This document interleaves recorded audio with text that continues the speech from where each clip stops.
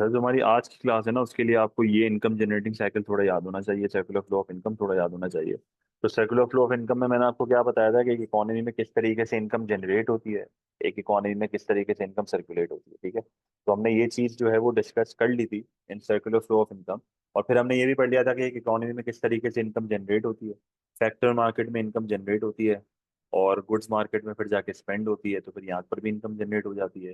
फिर factor market में पैसा आता है, फिर गुड्स मार्केट में आता है, फिर फैक्टर मार्केट में आता है। और हम इस असम्पशन के ऊपर चल रहे थे कि जितना पैसा यहाँ बन रहा है उतना ही पैसा यहाँ पर खर्च हो रहा है।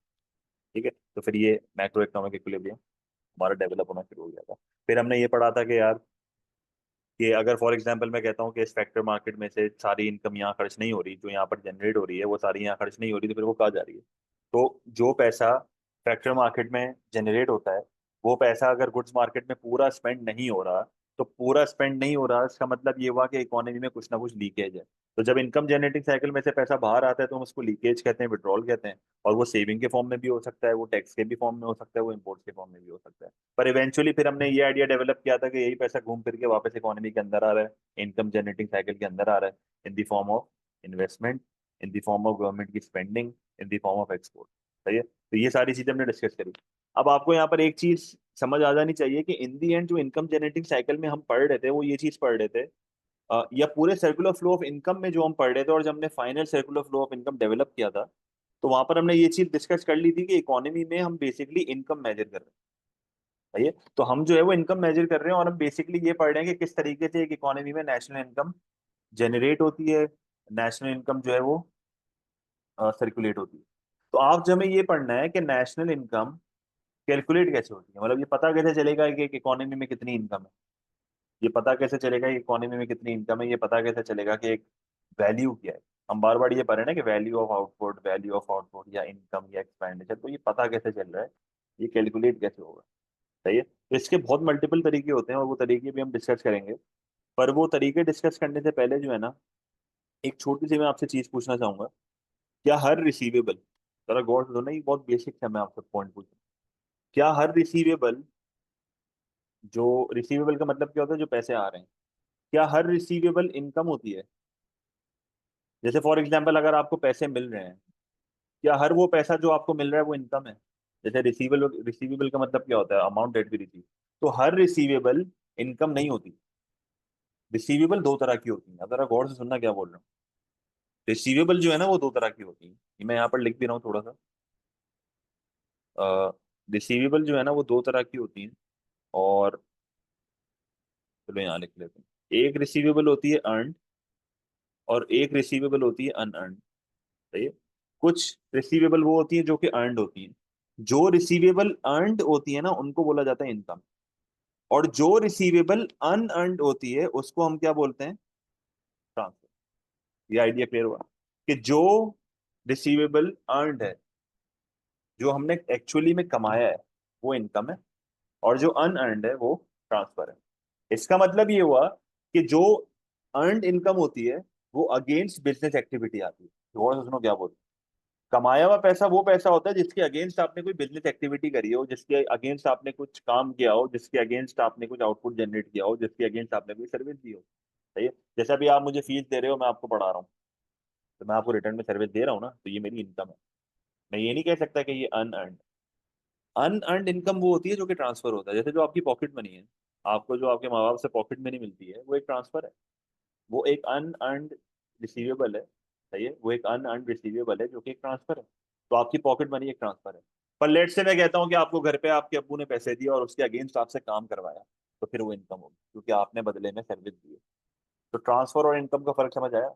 इनकम वो चीज होती है जिसकी अगेंस्ट बिजनेस एक्टिविटी होती है, और ट्रांसफर वो होता है जिसकी अगेंस्ट बिजनेस एक्टिविटी नहीं होती। ट्रांसफर वो होता है जो कि इकोनॉमी में इनकम जनरेट नहीं करता। ट्रांसफर वो होता है जिसके अगेंस्ट आउटपुट जनरेट नहीं होता। अब आप नोटिस करो किस तरीके से मैंने इस इनकम जनरेटिंग साइकिल में रेमिटेंसेस को नहीं डाला। हमने रेमिटेंसेस को तो कहीं भी नहीं डाला, हमने पूरे सर्कुलर फ्लो ऑफ इनकम में रेमिटेंसेस को कहीं भी नहीं डाला। आप देख लो हमारी सर्कुलर फ्लो ऑफ इनकम यहाँ पर आके एंड हुई थी, हमने कहीं भी रेमिटेंसेस को नहीं डाला, क्योंकि रेमिटेंसेस वो अमाउंट होती है जो कि इनकम है ही नहीं। रेमिटेंस तो एक ट्रांसफर है। जैसे बाहर मुल्क से अगर हमारे कंट्री में पैसा आ रहा है, जैसे अगर फॉर एग्जाम्पल मेरा भाई दुबई में बैठ के मुझे पैसे भेज रहा है, तो ये एक ट्रांसफर है, ये मेरी इनकम थोड़ी है, ये मैंने कमाया थोड़ी है। तो सर्कुलर फ्लो ऑफ इनकम में रेमिटेंसेस नहीं आती। सही है। सर्कुलर फ्लो ऑफ इनकम में फॉर एग्जांपल मैं आपको कहता हूँ कि एक और चीज होते है। अच्छा देखो, जो ट्रांसफर्स होते हैं ना, वो सिर्फ पैसों के फॉर्म में नहीं होते। जैसे अक्सर बच्चे कहते हैं कि sir transfer unemployment benefit is a transfer क्योंकि ये अनअर्नड है। पेंशन इज अ ट्रांसफर क्योंकि ये अनअर्नड है। सही है। Consumer subsidy is a transfer क्योंकि ये अनअर्नड है। ठीक है। अच्छा ये सिर्फ डॉलर उसमें नहीं होता, ये उसमें भी होते हैं। कोई स्पेसिफिक गुड हो, जैसे वैक्सीन, जो गवर्नमेंट हमें वैक्सीन प्रोवाइड करी थी कोविड के टाइम पे, वो भी एक ट्रांसफर था। सही है। जो पोलियो के ड्रॉप्स होते हैं वो भी एक ट्रांसफर है। कहने का मकसद क्या है? कहने का मकसद ये है कि ट्रांसफर पेमेंट जो होती है वो पेमेंट होती है जिसके अगेंस्ट कोई बिजनेस एक्टिविटी नहीं होती, जिसके अगेंस्ट कोई आउटपुट जनरेट नहीं होता, जिसके अगेंस्ट जीडीपी में एडिशन नहीं। और और अर्नड इनकम वो होती है जो कि जिसके अगेंस्ट कोई बिजनेस एक्टिविटी हो तो वो जीडीपी में एडअप भी होता है। सही है। अब ये एक बहुत बड़ा प्रॉब्लम क्रिएट कर देता है। सही है। ये एक बहुत बड़ा प्रॉब्लम क्रिएट कर देता है। अब ये एक बहुत बड़ा प्रॉब्लम क्रिएट क्यों कर देता है? क्योंकि मसला ये है कि गवर्नमेंट की स्पेंडिंग के अंदर अनएम्प्लॉयमेंट बेनिफिट भी आ रहा है। गवर्नमेंट की स्पेंडिंग के अंदर तो पेंशन भी आ रहे हैं। गवर्नमेंट की स्पेंडिंग के अंदर तो वैक्सीनेशन का खर्चा, पोलियो ड्रॉप का खर्चा, कंज्यूमर सब्सिडी, चाइल्ड बेनिफिट, ये सारी चीजें भी आ रही हैं। अब ये सारी ट्रांसफर पेमेंट है, तो ये तो एक मसला खड़ा हो गया। इनकम में आप कह रहे हो कि ये इनकम नहीं है, एक्सपेंडिचर में आप कह रहे हो ये एक्सपेंडिचर है। तो eventually there are multiple methods to calculate the national income. सही है। तो यही पॉइंट आज हम डिस्कस कर रहे हैं कि एक इकोनॉमी में किस तरीके से आप नेशनल इनकम को कैलकुलेट कर सकते हो। और इवेंचुअली आपको एंड में ये पता होना चाहिए कि नेशनल इनकम हो, एग्रीगेट एक्सपेंडिचर हो, या एक कंट्री का सिंपली आउटपुट हो जो कि जीडीपी है, ये सारी चीजें इक्वल होती हैं। ठीक है। हम बात वो जो है वो अर्न होगा। सही है, वो अर्न होगा। ठीक है। तो ये सारी चीजें जो है वो इक्वल है। ठीक है। तो हम जो है ना वो यही सारे मेथड्स पढ़ेंगे कि किस तरीके से एक कंट्री में नेशनल इनकम मेजर मेजर होती है। सही है। तो एक एक करके देख लेते हैं। तो हाउ डू वी कैलकुलेट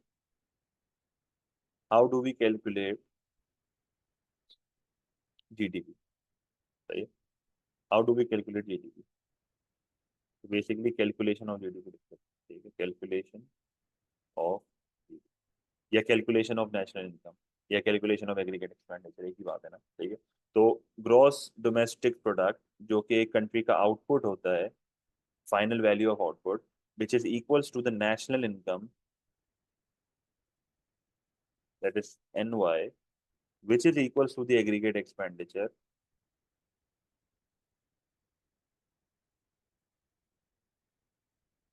जो कि AE होता है। ये सारी चीजें इक्वल होती हैं, तो तरीके भी मल्टीपल होंगे। ये स्टार्ट करने से भी पहले चलो अगर एक और मैं सिंपल सा क्वेश्चन पूछता हूँ जो कि मैं AS में भी पढ़ाते हुए पूछता हूँ। मुझे एक चीज बताओ, अगर एक रेस्टोरेंट का ओनर कितने पैसे कमा रहा है कैसे पता चलेगा? एक रेस्टोरेंट का ओनर कितने पैसे कमा रहा है कैसे पता चलेगा? ये मैं कैसे पता करूँ? मुझे गवर्नमेंट ने टास्क दिया है कि पता करो कि ये रेस्टोरेंट का ओनर कितने पैसे कमाता है। ये कैसे पता करूंगा मैं? ये माइक्रो लेवल की एग्जांपल मैं आपसे पूछ रहा हूँ। ये पता कैसे चलेगा कि एक रेस्टोरेंट का ओनर जो है वो कितने पैसे जो है वो कमा रहा है? बिल्कुल। देखो सबसे आसान तरीका क्या होगा? सबसे आसान तरीका ये होगा कि आप उससे जाके पूछ लोगे। सबसे आसान तरीका क्या है? सबसे आसान तरीका ये, आप जाके पूछो अंकल आप कितने पैसे कमाते हो। इसमें कोई मसला है? अगर मुझसे डायरेक्टली जाके पूछ लूँ कि तू कितने पैसे कमाता है, इसमें कोई मसला है या नहीं? अगर आपसे कोई आके पूछेगा आप कितने पैसे कमाते हो, आपकी हटेगी नहीं? हटेगी ना।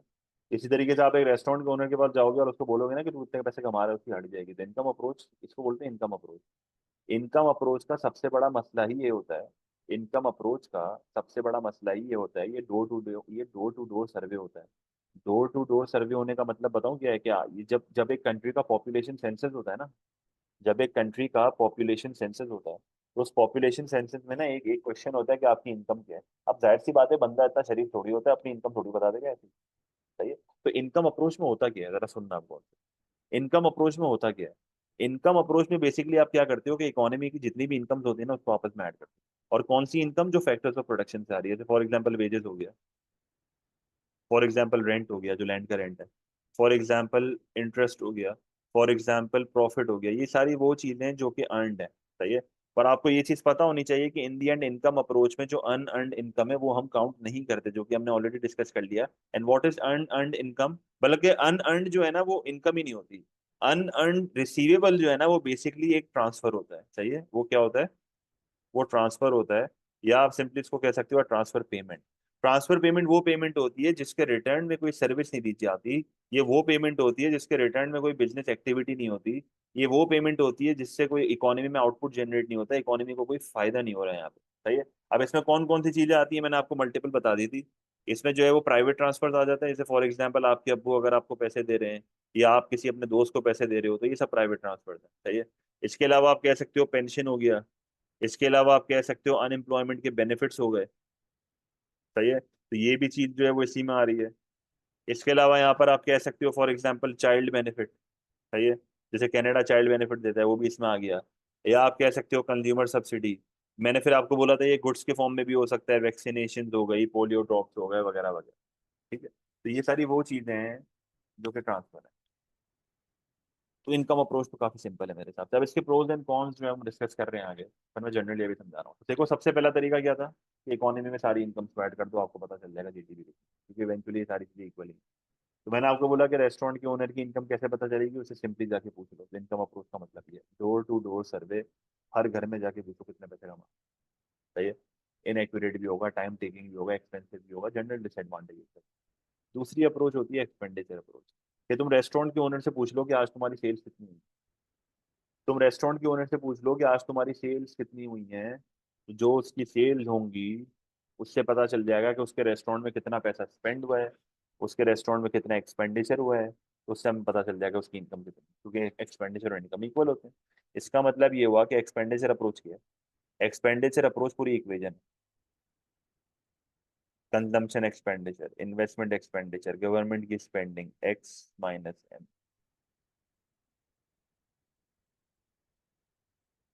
सही है।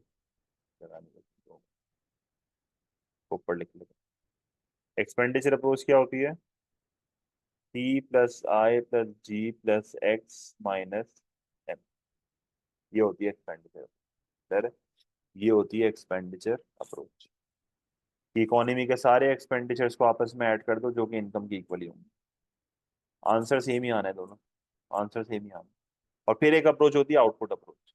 आउटपुट अप्रोच क्या होती है कि तुम सिंपली उससे जाके पूछ लो, तुम सिंपली उससे जाके पूछ लो रेस्टोरेंट के ओनर से कि भाई तुमने कितना प्रोड्यूस किया है। ये मतलब है ना। तुम सिंपली उससे जाके पूछ लो कि आपने कितना प्रोड्यूस किया है, पता चल जाएगा कि भाई क्या इनकम दे रहे थे। तो अगर मैं इसको थोड़ा सा और अब डिटेल में लेके आऊँ ना, तो थोड़ा सा मैक्रो की टर्मिनोलॉजी में लेके आते हैं। तो नेशनल इनकम होता क्या है? देखो, नेशनल इनकम, अब जरा गौर से सुनना। National income is the value, value जो कि मैंने पहले भी बता दिया था, of final goods and services produced in an economy during a period of time, usually 1 year. It reflects the income of all factors of production.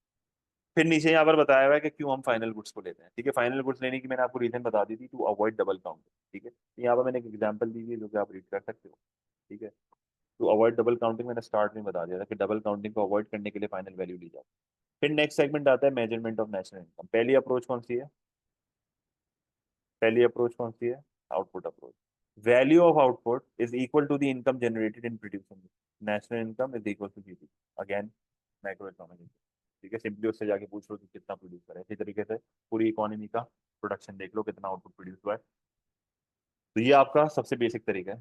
ठीक है, ये आपका सबसे बेसिक तरीका है। क्लियर? फिर आपका आता है इनकम मेथड। ये सबसे जो सबसे आसान तरीका यही है, और सब पर इसमें मसले बहुत हैं। देखो बेसिकली क्या होता है, measuring national income by accumulating all earned income in the country in a given time. It includes income of all employed and unemployed, self-employed, profits of private firms, rent received by property owned. इसमें interest भी आ जाता है जो अभी हमने discuss करा। सही है। All incomes earn by those purchase we get the same number. Again वही बात है, जो आउटपुट अप्रोच में आंसर आएगा वो इधर ही आएगा। सही है। So every person spending in somebody else's income, it is not used as much as the expenditure approach, but it does have its own equation. ठीक है, तो wages plus rent plus interest plus profit। तो ये जिस तरह aggregate expenditure approach थी ना, जिसमें आप consumption expenditure, investment spending, government spending और एक्स माइनस एम कर रहे थे, तो इसी तरीके से नेशनल इनकम में ये तरीका होता है। और आपको ये पता होना चाहिए कि एक्सपेंडिचर और इनकम दोनों इक्वल होती हैं। ठीक है, तो मैंने यहाँ पर ये भी बता दिया क्या क्या चीजें इंक्लूड होती हैं, क्या क्या नहीं होती है। अब एडवांटेज देख लो। इसका एडवांटेज क्या है? एक तो ये qualitative and quantitative data collect होता है through door to door survey and income departments. तो डेटा जमा हो जाता है, अच्छी बात है, और चीजों में भी इस्तेमाल हो सकता है। सही है। What are the disadvantages? Time consuming and expensive, people may hide their income. Again वही बात है, आप मुझसे मुझसे अगर गवर्नमेंट आके पूछेगी ना मेरी इनकम क्या है, मैं कभी भी असल इनकम नहीं बताऊंगा, कोई भी नहीं बताएगा। सही है। तो people may hide income to evade taxes, taxes से बचने के लिए। शेडो इकोनॉमी और informal sector is not recorded, कुछ इनकम ऐसी होती है जो गवर्नमेंट के रिकॉर्ड में नहीं आती। सही है। तो ये एक डिसएडवांटेज और ये एडवांटेज। अच्छा, फिर मैंने आपको एक्सपेंडिचर अप्रोच बताई थी। एक्सपेंडिचर अप्रोच में क्या होता है, जिधर आप सारी परचेजेस करते हो, परचेजेस पे फोकस करते हो, that is c plus i plus g plus x minus. सही है। तो ये एक बहुत सिंपल मेथड है, ये तो बहुत ही आसान मेथड है एक्सपेंडिचर को, इसमें तो कोई इतनी कोई टेंशन ही नहीं है ना, इसमें कोई ज्यादा पंचायत है। ये सबसे आसान तरीका है मेरे हिसाब से। और सबसे ज्यादा एक्सपेंडिचर अप्रोच ही यूज होता है नॉर्मली, अगर आप पूरी सर्वे करोगे कौन से अप्रोच ज्यादा यूज होती है। ठीक है। और सबसे एंड में जो अप्रोच आती है ना, सबसे एंड में जो अप्रोच आती है वो होती है वैल्यू एडेड अप्रोच। अब ये वैल्यू एडेड अप्रोच पूरी टेक्निकल है, ये तरह गौर से सुनना। ये मैं अगेन, ये एक तो इसको कैलकुलेट करना बहुत मुश्किल है। दूसरा, ये सिर्फ हम इसलिए पढ़ रहे हैं क्योंकि ये पेपर में आती है, वरना ये बहुत टेक्निकल चीज है। देखो ये होता क्या है, जरा गौर से एक एग्जांपल से डायरेक्ट इसको करते हैं। भाई आटे की एग्जांपल ले रहे हैं, वीट की। तो ये वीट से आटा बनता है, सही है। फ्लावर, फ्लावर जो है वो वीट से बनता है। ठीक है। अब जरा गौर से, भाई फार्मर जो है वो वीट उगाता है, जरा गौर से सुनो। फार्मर जो है वो वीट उगाता है, ठीक है, और वो उस वीट को बेच देता है। लेट्स से मैं कहता हूँ कि उसने वीट को $500, $500 का बेचा। ठीक है। उसने $500 का वीट बेच दिया। अब वीट उसने किसको बेचा? मिलर को बेचा, जिसकी फैक्ट्री है। वो इस वीट को प्रोसेस करेगा, और वो इस वीट को प्रोसेस करके इसको फ्लावर में कन्वर्ट कर देगा, जो कि फिनिश्ड गुड होता है। ठीक है। और लेट्स से मैं कहता हूँ कि मिलर मिलर ने जो है ना इस फ्लावर को, इसको फिनिश गुड में करा और इसको बेच दिया, और इसको लेट्स से बेच दिया $700, $700 पे उसको बेच दिया। तो इकोनॉमी में वैल्यू एडिशन कितनी हुई? देखो सबसे पहली वैल्यू एडिशन जो करी थी ना वो फार्मर ने करी थी, कितनी करी थी? 500। उसके बाद जो वैल्यू एडिशन करी ना वो मिलर ने करी, कितनी करी? 200। अब तुम ये नहीं कह सकते कि मिलर ने 700 की वैल्यू एडिशन करी है, मिलर ने 700 की नहीं करी है। 500 की तो वैसे ही इसकी वैल्यू थी, मिलर ने इसको कितने का बेचा? 700 का बेचा। तो 200 की वैल्यू एड। फिर ये किसको बेचा? होलसेलर को बेचा। होलसेलर क्या करेगा? 750 का बेच देगा, अपना प्रॉफिट रख। इसने कितनी वैल्यू ऐड करी? 50। फिर रिटेलर के पास आएगा, रिटेलर इसको डायरेक्ट कंज्यूमर को बेचेगा। तो रिटेलर ने कितनी वैल्यू ऐड करी? 50। तो टोटल वैल्यू एडेड इकोनॉमी में कितनी हुई? 800। ये वैल्यू एडेड अप्रोच। अच्छा, अगर मैं एक्सपेंडिचर अप्रोच पे जाता, अगर मैं एक्सपेंडिचर अप्रोच पे जाता तो मैं डायरेक्ट ये वाला एक्सपेंडिचर लेता। अगर मैं इनकम अप्रोच पे जाता तो मैं डायरेक्ट ये वाली इनकम लेता। तो इन दी एंड आप इस चीज को समझो कि आंसर इक्वली होता है। वैल्यू एडेड अप्रोच सिर्फ ये कहती है कि हर स्पेसिफिक स्टेप पे तुम देखो कितनी वैल्यू ऐड हो रही है चीजों के अंदर, और सारी वैल्यू एडेड को आपस में ऐड कर दो। अब आप खुद सोचो कि ये तो हमने सिर्फ एक एग्जांपल ली है, इकोनॉमी में करोड़ों प्रोडक्ट होते हैं। ये वैल्यू एडेड अप्रोच को करना एक बहुत कॉम्प्लिकेटेड सा मेथड है, और ये काफी कॉम्प्लेक्स होता है, ये इतना आसान नहीं होता। तो sum of value added at each step is equal to the value of final output, while value added at each step is the income of that level।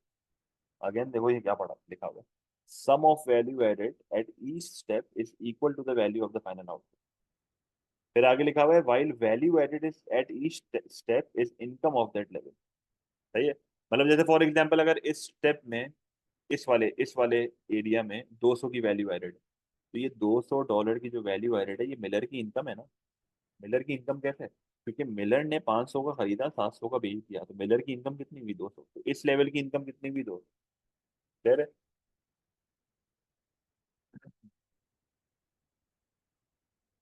Again वही चीज है, वहां से उनका तो उनकी तो इनकम जनरेट हो रही है ना। देखो मैं इसको, अगर मैं फॉर एग्जांपल एक होलसेलर और एक रिटेलर अगर इतनी वैल्यू ऐड नहीं कर रहे, पर इन दी एंड वो बेच तो रहे ना, पैसा तो कमा रहे हैं। अगर वो पैसा कमा रहे हैं तो ये ऐड होना चाहिए। क्लियर है?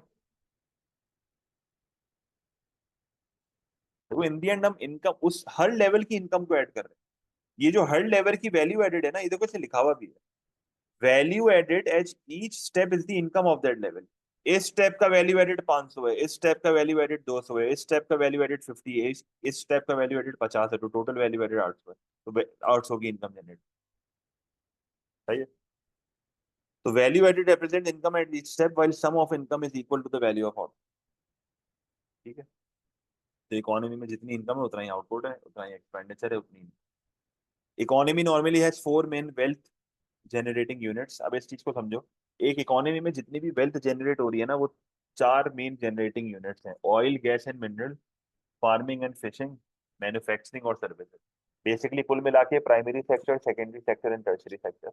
इकोनॉमी में जितनी भी वेल्थ क्रिएट हो रही है उसके उसके बेसिकली सेक्टर्स हैं तीन: primary sector, secondary sector and tertiary sector. उसको मैंने फोर जनरेटिंग यूनिट में डिवाइड किया हुआ है, that is oil, gas and mineral, farming and fishing, manufacturing and services. Her sector अपना आउटपुट प्रोड्यूस करता है जो कि इनकम जनरेट करता है। ठीक है। तो वैल्यू एडेड अप्रोच में ये सारे जनरेटिंग यूनिट्स की आपकी वैल्यू ऐड करनी पड़ेगी, इससे आपकी कंट्री की जीडीपी आ जाएगी। ठीक है। तो एडवांटेजेस क्या हैं? एडवांटेजेस इसके ये हैं, और ये जनरल एडवांटेज, ये सारी अप्रोचेस यही हैं। It is easier to compare, it is a realistic measure. अब ये है तो बहुत रियलिस्टिक मेजर और ये बहुत अच्छा मेजर है, पर अगेन ये करना बहुत मुश्किल है। And every income is backed by output. Every income is backed by output. सही है। डिसएडवांटेज क्या है? Assumes all output is sold. वही बात है, मैंने आपको बताया था, what is being made is sold. Her assumption यही मतलब, what is being made is sold. बिल्कुल पहले पेज में मैंने आपको पढ़ाया था जब मैंने इंट्रोडक्शन टू माइक्रो इकोनॉमिक्स दिया था। फिर लिखा हुआ है प्रॉब्लम ऑफ डबल काउंटिंग। अगर मैं आपको कहता हूँ मैंने गलती से 500 और 700 को ऐड कर दिया है, तो मसला हो जाएगा। हर स्टेप पे वैल्यू एडेड देखना बहुत मसला है। डबल काउंटिंग का रिस्क है यहाँ पे बहुत ज्यादा।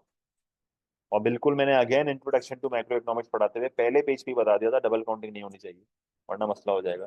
तभी तो फाइनल वैल्यू लेते हैं। और वही बात है शैडो इकोनॉमिक्स। तो हर अप्रोच के जो प्रोज एंड कॉन्स है ना, वो इन दी एंड सिमिलर ही है, खास करके कॉन्स। ठीक है। अब इसके ऊपर बड़ी आसानी से,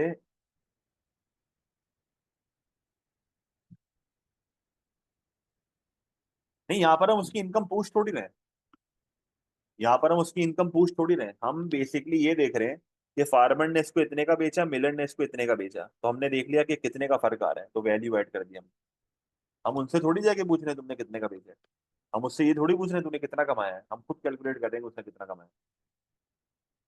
समझ आया?